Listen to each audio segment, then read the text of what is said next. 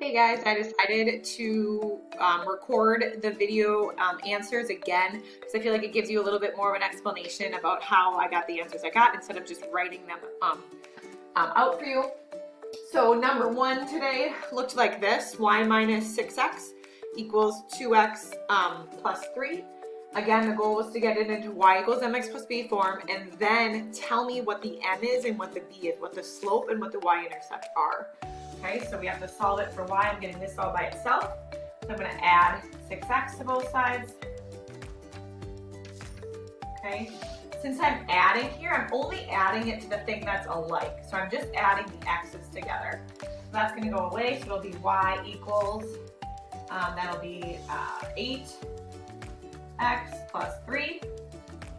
So to finish this answer, you need to tell me what m and b are. So in this case, m equals 8 and b equals 3. This is going to be super important for next week when we go into graphing, or when we review graphing from an equation. You need the m and the b in order to graph an equation from a rule. Here is number 2. You guys just had 2 problems today.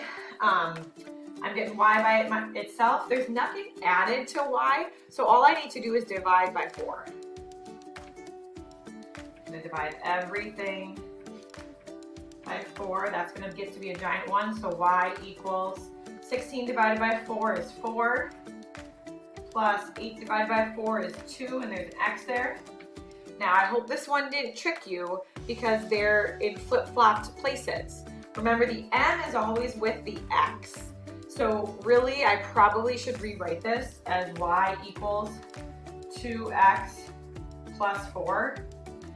Because then it's like in the form where you're seeing it. But you can do it right from here too. M equals 2, because that's with x, and b equals 4. My starting point is 4, my slope is 2. I hope that helped. If you had any questions on this, please again come to our live sessions or email Mr. Plagens or I, because we want to be here to help you. See you guys later.